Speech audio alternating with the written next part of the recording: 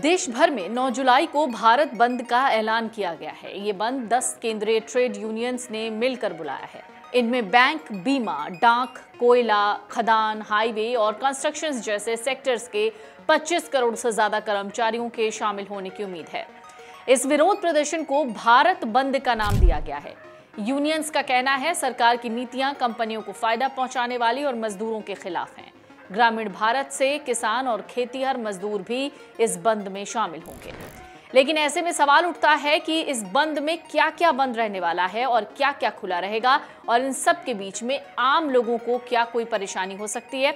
चलिए आपको बताते हैं। इस हड़ताल में कई प्रमुख राष्ट्रीय संगठन शामिल हैं। इनमें जो शामिल संगठन हैं उनके नाम जान लीजिए। वो हैं Indian national trade union Congress यानी INTUC, all India trade union Congress यानी AITUC, हिंद मजदूर सभा यानी HMS, centre of Indian trade unions यानी CITU, all India United trade union centre यानी AIUTUC, trade union coordination centre यानी TUCC, self employed women's association यानी SEWA, all India central council of trade unions यानी AICCTU, labour progressive federation यानी LPF और United trade union Congress यानी UTUC।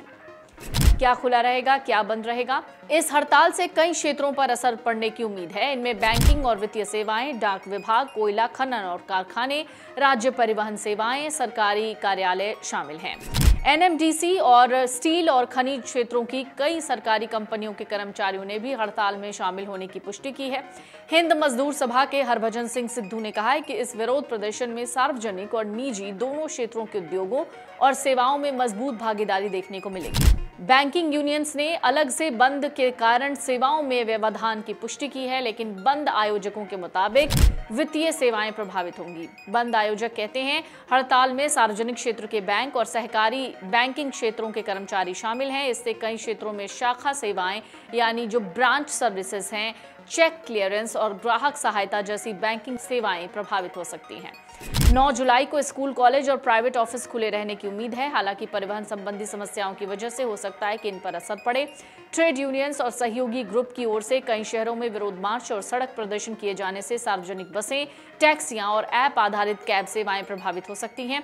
इससे स्थानीय यात्रा और लॉजिस्टिक्स संचालन में देरी या कैंसिलेशन की संभावना है।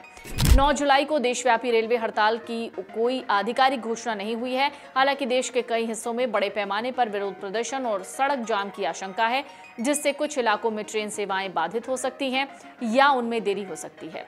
रेलवे यूनियंस ने औपचारिक रूप से भारत बंद में भाग नहीं लिया है, लेकिन पहले हुई इस तरह की हड़तालों में देखा गया है कि प्रदर्शनकारी रेलवे स्टेशन पर या फिर पटरियों पर प्रदर्शन करते हैं, खास करके उन राज्यों में जहां यूनियन की मजबूत उपस्थिति है। इससे स्थानीय स्तर पर ट्रेनों को चलाने में देरी हो जाती है और लोग भी परेशान हो जाते हैं।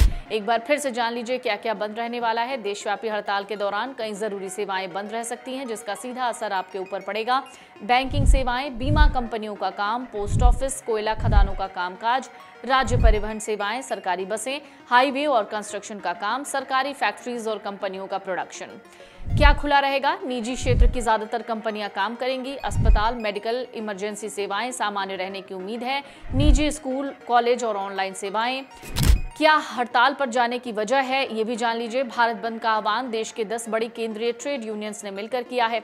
उनका कहना है सरकार सिर्फ बड़े कॉरपोरेट्स के हित में काम करती है, जबकि आम आदमी की नौकरी, वेतन और सुविधाएं घट रही हैं। साथ ही सरकार लेबर कानूनों को कमजोर करके यूनियंस की ताकत कम करना चाहती है। इसके अलावा सरकार की नीतियों कर्मचारियों और किसानों के खिलाफ हैं। यूनियंस का कहना है कि उन्होंने पिछले साल श्रम मंत्री को 17 सूत्री मांगों का ज्ञापन सौंपा था, जिनमें कहा गया था कि बेरोजगारी दूर करने के लिए नई भर्तियां शुरू होनी चाहिए, युवाओं को नौकरी मिलनी चाहिए, रिटायर्ड लोगों की दोबारा भर्ती बंद हो, मनरेगा की मजदूरी और दिनों की संख्या बढ़ाई जाए, शहरी बेरोजगारों के लिए भी मनरेगा जैसी योजना लागू हो। इस ज्ञापन में उन्होंने कहा था कि निजीकरण, कॉन्ट्रैक्ट बेस्ड नौकरी और आउटसोर्सिंग पर भी रोक लगनी चाहिए। 4 लेबर कोड खत्म हो जो कर्मचारियों के हक छीनते हैं। मूलभूत जरूरतों जैसे शिक्षा, स्वास्थ्य और राशन पर खर्च बढ़े।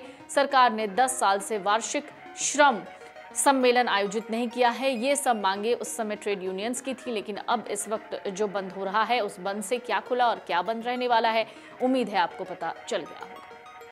अगर आप ये वीडियो YouTube पर देख रहे हैं तो हमारे चैनल को सब्सक्राइब कर बेल आइकन दबाएं और Facebook पर देख रहे हैं तो हमारे पेज को लाइक करें।